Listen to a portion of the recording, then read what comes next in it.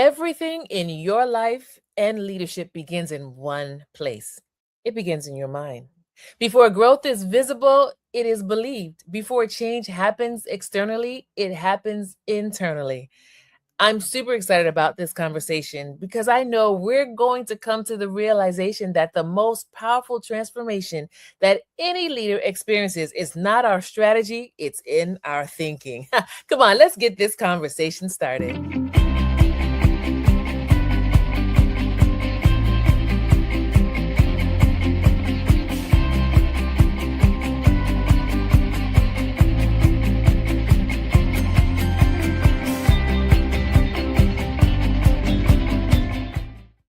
Welcome back to Transformation Station Leadership Podcast, where leaders don't just talk about transformation, we live it, we lead it, we ignite it.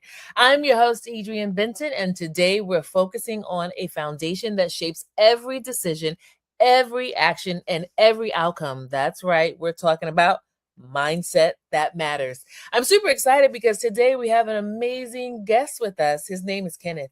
He's a leader who understands that mindset is more than motivation. Let me tell you a little bit about him. He's a data analytics professional with over 7 years of experience doing business development. He's passionate about scaling and automation and efficiency, and he values resilience just like we do, charity, and tending to community.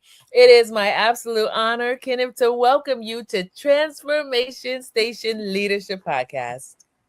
Thank you for having me. I am excited to be here, and I appreciate the energy that you bring with your show because I can feel it.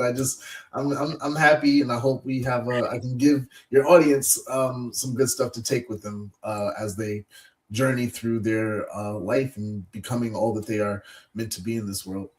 Absolutely. Listen, you being here is already added value. So that's as I was prepping for this episode, mindset matters. Such a classic, evergreen, relevant, and truly vital conversation for leaders, right? And I was Yes. thinking about this, like our mindset, my mindset determines how we respond when things go as planned, and especially when things don't go as planned, right? I don't know if you ever heard this saying, they say, how do you know when a tea kettle is hot? I don't think I've heard that one. I've heard calling the pot black, calling the tea kettle black, but how do you know if it's hot? Yeah, so listen, they say, how do you know that a tea kettle is hot? It's when it's on fire.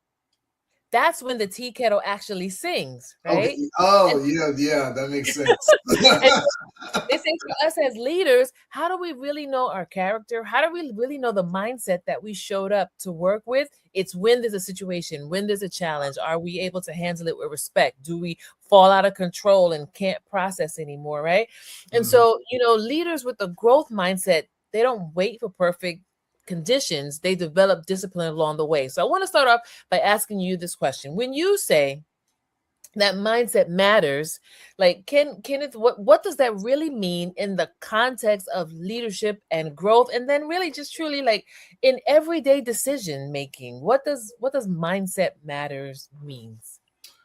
Well, yeah, again, thank you for having me. I think you hit the nail on the head in your opening as you were leading up to the question with respect to um, like you said, when a leader or when an individual arrives in a situation or some type of circumstance, they have to respond, and how they respond or how they deal with whatever it is they're going through shows character, shows who they are, and shows their level of development or whatever is going on in them.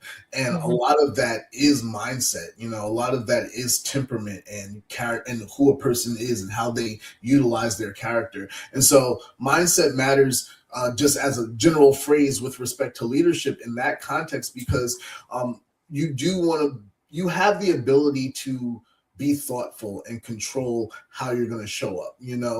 Um, we can make intentional choices about our attitude. Like I said, like I'm excited to be here, but what if I just chose to have a different attitude and I came with a different type of energy? Our Mhm. conversation might be going differently. But Yeah. all of that comes down to mindset. What are you thinking? How are you showing up? And what's informing how you're thinking and Mm. communicating? interacting with your space. So just as a starting point and a basis, like, yeah, your thoughts become a reality through what you do, and what you do is an overflow of what you're thinking and what's inside of you. I love that, right? So here in Transformation Station, we always give our listeners and viewers an opportunity to stop and to reflect. And listen, Ken is already giving us masterclass vocabulary and concepts, right? And really and truly, we want you to stop and think about mindset. What is the tendency of your mindset? What is that Mm. foundation? Right. And how does that impact how you interact with your team, how you lead yourself? And, as you were talking, Ken, I'm thinking to myself, so mindset really and truly is not just about positivity. So many times you hear people talk about mindset, like just be positive, just put yourself in a happy place and Mhm. everything will get better. Right. But when I was listening to you, you were talking also about like mindset steering our decision making. Yes. Mm. Talk to us a little bit more about that. Sure. And that's a great point that you caught too. Mindset. So things happen objectively. Things don't happen to. I've heard it said that things don't happen to us. Things just happen, and we Mm, attribute the feeling to what happened, and then that's how we interpret what happens. So that's again where the mindset comes in. So something objective happens, but it happens around you, so to speak, or and maybe it is closer to you, so it's happening to you, but you can choose how you absorb that information. You can choose how you absorb that experience and relate to it. And the mindset portion of it, or really, so I want to make sure I'm not conflating ideas here, because we just talked about mindset as a foundation and how you approach different scenarios. But mhm. also, as you grow and learn, you know that you can apply different Yes. mindsets. You can apply different ways of thinking to different scenarios. And so it's important to be aware of that reality as well, of like, okay, I understand who I am as a person. I understand my identity. I understand my tendencies. I understand how I may generally approach a situation. But Mhm. the next level, the next step up is, what does this situation call for? What Mm, is the proper thought process I should be applying to this? And then mm, sometimes when you're skilled or you've been through a lot of things, you may face a situation that's familiar to something that you faced before in the past, and you can have a moment to call back on what happened last time I was in this similar situation, and how can I apply that solution, which maybe I wouldn't normally think of in my normal context, but because I'm applying that second level or higher level thinking, I have these other tools and mm. resources that can apply to various situations. I love that. So I hear you talking about growth, right? And it Yeah. said mindset also determines growth. Leaders with a growth oriented mindset believe their abilities can be strengthened through learning, effort, and consistency. And Mhm. Ken, talk to us about the fact that as you're journeying through life, the experiences that you go through your journey, there should be an expansion, right? Yes. There's different mindsets that you can grow into, that you can mature into, that you can utilize for the Hmm. various seasons or circumstances that you find yourself in. So let me ask you this question. I'm curious about this. What Okay. are the most common mindset traps that hold high performing leaders back, even Mhm. when our skills and our experiences says that we shouldn't be trapped? Yeah. That's a great question. I think what I've because I can only speak to what I encounter when I'm speaking with other leaders or other professionals, and other people just in general. Um, three of the common ones that I often encounter are uh, imposter syndrome. I Mm-hmm. encounter that a lot, where people just struggle with believing that they should be in the place that they are. Then it's survivor's remorse, which is like the other side of the same coin of imposter syndrome. With survivor's remorse, you're like, okay, I shouldn't be here. Imposter syndrome, why am I here? Survivor's remorse, I really shouldn't be here. You really question, not your ability, but so much the place, like the privilege of just existing in whatever space. And I speak with people who often struggle with that reality. And then the other thing that I encounter too is learned helplessness, where things have been a certain way and they're just going to be a certain way, or even if there's an opportunity out, people may just feel like they can't leave, like the door could be wide open, and just for whatever reason they couldn't. And I'm using this proverbially or metaphorically as I'm speaking, but people can have opportunities to improve or get better or learn or whatever it is, and they just choose not to capitalize on it for whatever reason. So those are like three mindset traps, or just ways of thinking that I encounter amongst individuals and leaders in various spaces. And it's funny because I wouldn't say it's funny because I don't want to diminish people's experiences, but I do. It's interesting that I encountered that a lot. Maybe that's an area that, I should dive into more. Maybe I'm being led to more to speak to people with those type of difficulties. I mean, even with my brand, I talk about living more confidently, and some of that is in that same vein. So those are three common ones that I've encountered when I speak with leaders. And it's different for each individual, trying to unpack why they feel the way they feel with respect to an imposter, a survivor, or helpless. And Yes, I was going to ask you that question. Like, do you see a trend, right? So most of the leaders here in our transformation station community are people who have been leading somewhere between 10 to 25 years, right? So they have some experience, but they're kind of at this place of frustration, right? And some of it, when you unpeel the onion, is what we're talking about now, right? They've yielded traps. So, are there any patterns that you've seen, or any trends or anything, that you've seen? I'm curious, especially for the helpless one.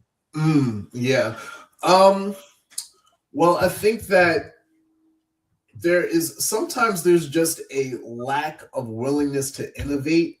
I was having a conversation maybe about a month or two ago on we honed in on the point of radicalization, and just the idea of sometimes just what's within our scope of reason isn't enough for you to get what you need to get in a certain season or in a certain place in life. Like I know that I would normally do a certain set of things in a certain scenario, but maybe in this new place that you're in, or at whatever place you may find yourself in, you need to do something outside the box, or you need to do something that may push you out of your comfort zone in the way that you don't want to be pushed. And I find that people just don't necessarily like that, and that's not something that gets any easier. Pushing yourself out of your comfort zone gets more challenging every single time. The first thought that came to mind, and I want to elaborate on this if you can go with me a little bit. Michael Jackson, the Thriller album, best album ever created, can't be topped, right? The next album is Bad, and the goal of Bad is to beat Thriller.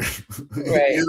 So even as professionals, as people who can achieve great things, it's always like, I gotta push and try to do something next, and it doesn't matter where you are on that spectrum, but if you have that drive in you to be better and advance, that what's next thing can be daunting. And I think that people can revert to helplessness or survivor's remorse, or even imposter syndrome, if they feel like the task is too Herculean, or maybe they don't have the skill set or the resources or what they need to adapt. And so I would say that that's probably a trend or a challenge, just like having the willingness to be creative and then take that leap of faith to go and to do that. Even when it comes to learning new technologies, I'm also very involved in the artificial intelligence space. And I understand that as new technologies come in, and before artificial intelligence, it was something else. But as new technologies and new ages come in, people have to choose, make a decision. Do I want to be a part of that new age, or am I okay where I'm at and I'm just going to fall out? Yeah. But even if you decide, whatever you decide to do, there are repercussions on the other side of that. And you have to deal with that, whatever that looks like. And that's where some of these mental traps can really come into play. Do you think that sometimes these mental traps then can become like a coping, or like a protective shield? That's like, maybe I exhibit helplessness to protect myself from having to engage in what it makes me feel uncomfortable. Yeah. I wasn't even thinking about that, but that can definitely happen as well. We turn these things we make our prison, like, I forget, I don't know if I can say it eloquently enough, but the things that trap us and keep us, we get comfortable in that, turn it into a home, and it's like, Yeah. now you're settled into a space that you should have never been in the first place, or was only meant to be temporary. Have mercy. Have mercy.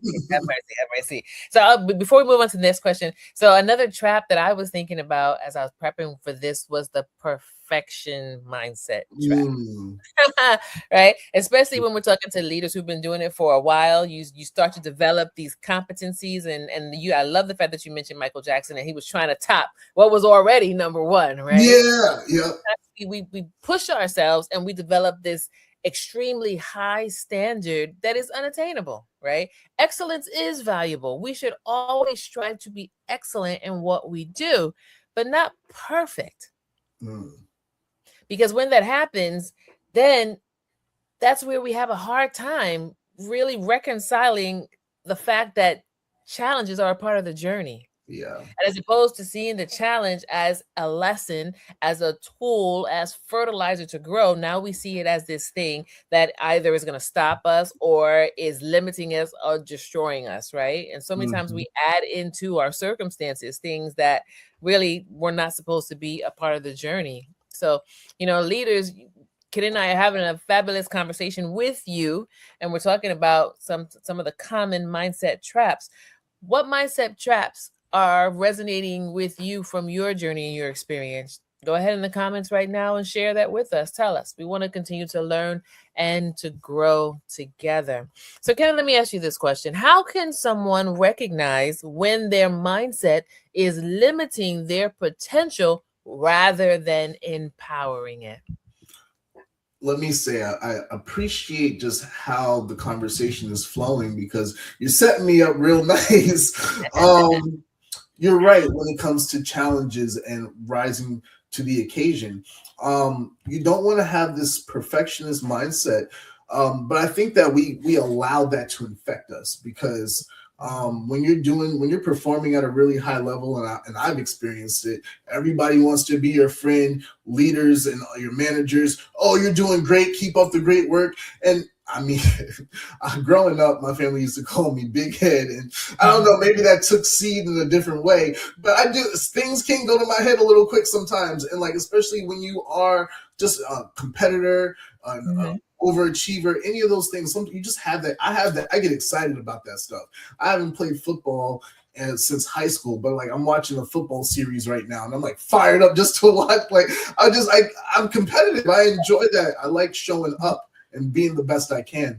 And so if you have that in you, and you have to be able to identify and separate those things, Mm, separate your ambition from the noise, because sometimes you can get so caught up in what's going on and around you that will make you feel like, okay, I need to do something that you really don't need to do. You mercy. just showing up, you bringing the fullness of yourself to whatever next challenge or whatever next thing is in front of you, that's enough.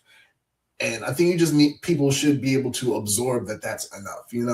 Where I whatever fires you up, whatever gets you, inspired to get out there and get after it, Mhm. you showing up with that energy is already 80 to 85, 90% of the battle, you Mhm. know? So don't get caught up in, oh, I need to have a certain expectation.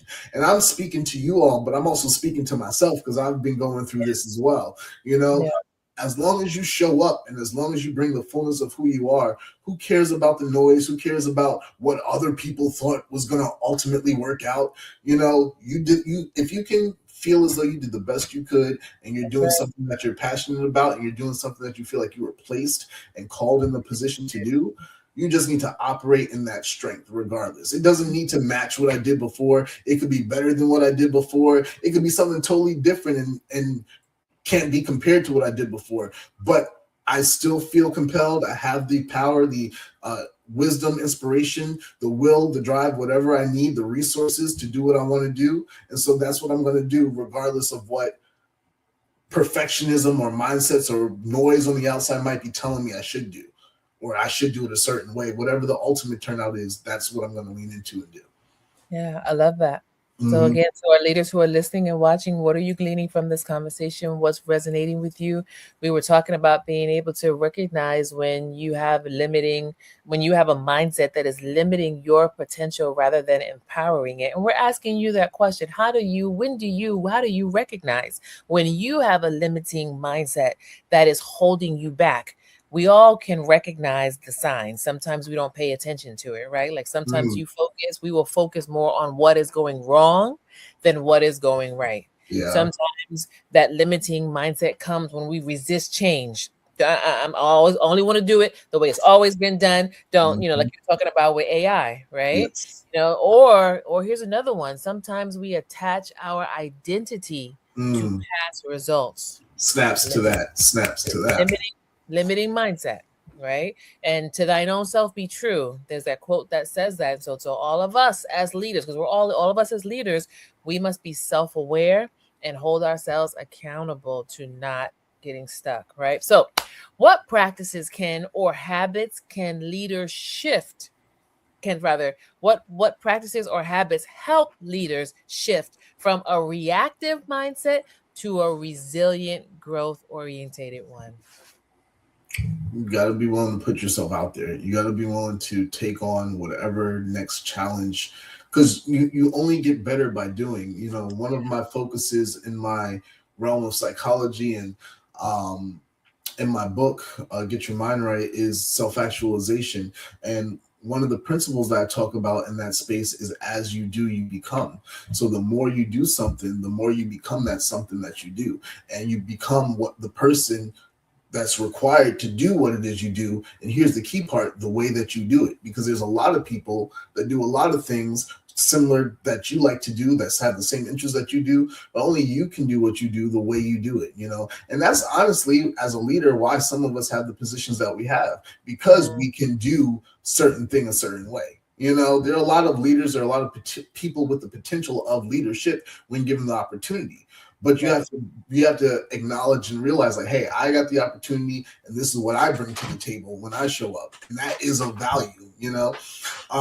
So just understanding that, of like, okay, the more I show up every day, the easier it will get, and if not the easier, the more adapt I will get at being able to handle it. And that's something I would say to honestly look forward to, if you're career oriented, if you plan on leading for a long time or achieving various different heights. Like, get excited about the fact that the more you do something, the more you can become an expert in it. Mm, Like, expertise is how a lot of people, some of the best people, get paid. And how you mhm. create those type of lasting relationships, that are really valuable for leaders and career professionals, down the line as they continue to grow, and get better at their craft. So that is, it's actually something to get excited about. Yeah, absolutely. Absolutely. You got me fired up right now. Thank you. So listen, as we turn the corner on this amazing conversation here, I want to ask you this final question. Like, really talk to us. Okay. If our listeners and viewers, our leaders, if we could adopt one mindset shift today that would immediately improve our leadership and our life, what would it be and why? Okay. I would have to say you are a spiritual being having a physical experience. Hmm. So whether you believe whatever you believe, we are all imbued with something called a desire. There's Mhm. something you want. I don't know what you want, but you want it. And I don't, and you can tell me why you want it. There are things that I want that I can tell you why you want, but we all have that in us. The Mhm. word desire means of the Father, the Latin roots of the Father. The Father, sire, the Father in that is a celestial figure, a celestial parental figure. So there is a star father entity that puts something in you to want, and you want that thing. Now, you can call that thing God, you can call that thing the universe. We're all connected spiritually in some capacity with one another, and how we vibrate just in terms of frequency and connecting with individuals, how you can know something without about someone, or connect with someone without sharing a word or saying something, that universal language of love. However you connect with any of these higher level concepts that I'm talking about right now, understand that you can operate and live in that, and that exists for you to operate and live in it. Those things that drive you every day, that you wake up and you pursue every day, it wouldn't be in you unless it was meant to be fulfilled through you. So go after what's inside of you. You only receive what you believe you're worthy of receiving. So start believing that you're worthy of receiving great things. You can do anything you put your mind to. So put your mind to great things. Why not you, and why not now? Take, for just a moment, in psychology, we call it the miracle question. But for just a moment, if your life was, the way you wanted it tomorrow, or in the morning, what would that look like? Suspend your unbelief. We spend all our life, and not all our life, but people spend a lot of time talking about what can't happen and what will go wrong. Think about what could happen. Think about what could go right, and once you begin to frame your mind and change your mind and think about the possibilities of what could be, that should stir up and inspire something in you, because what you're really doing is activating and connecting with what's already inside of you. Life is here to happen for you. You have to partner with life and achieve what you want to achieve. Now, I understand you go through things and, oh, well, this happened to me and you don't understand. I went through this and I still can't get over what happened 5-10 years ago. And I get that, and we all have to struggle the way we have to struggle. But understand that the challenges that we go through are to make us better. The challenges that we go through are to sharpen us and to get us to an expected end. And that expected end could be, the expected end ultimately, unfortunately, is we're all going to die. That's the expected end. But along the way, on that expected end, you can get where you want to go on that way. You can, I don't want to say a bucket list, but you can achieve things. You don't have to live passive in life, And for me, again, I'm speaking to you all, but I'm connecting with that, because as I look at my life and I decide what are my next decisions, I'm like, I'm okay right now to not do anything else. If I don't want to do anything else, I just knock something off my table. But it's like, why not? You're still alive. You got a lot of runway ahead of you. Why not pursue something else? And sometimes as leaders, you need to stir that up inside of you too. I've got to go back and watch the replay. Like, I have to hear this again. This what you just said, like, yes. I'm taking all of that right now, and to everyone that's listening and watching, I want to invite you, share this pivotal mindset episode with another leader in your network. I want to thank you so much for sewing into us. You said so many things that really and truly we're going to have to stop and process. And I promise everybody who's listening and watching, if you really take Ken seriously and take hold to the fertilizer that he just gave us, you will grow. Ken, I know that there are leaders that want to reach out to you, that want to learn more, we want to read your book. What's the best way to be able to engage with you? Yeah, absolutely. It's been a pleasure to speak with you all today. You can visit my website, lifewithken.com. You can find my book, Get Your Mind Right, on Amazon or Barnes & Nobles, wherever you buy your books. And then I'm also on X or Twitter @_Kentastic_. And so, connect with me, and I'll be happy to continue the conversation. Fantastic. It has been wonderful. I think that we're going to have to invite you to come back again, because please do, we just barely scratched the surface on this but such a really, really good one. But again, thank you so much for adding value. And listeners and viewers, right now, you see the link on the screen. It's also in the description box. I'm going to invite you to go ahead and click that link, buy the book, and also reach out to Ken. Let him know that you saw, that you heard this particular episode. Let him know what resonated with you. Ask him questions. We have a guru in our midst. And again, thank you so much for sewing into our Transformation Station community. Thank you. Absolutely. Woo! Now that was powerful. Let me tell you what was powerful to me. What was powerful to me was this concept, this thought. Transformation begins in the mind before it appears in reality.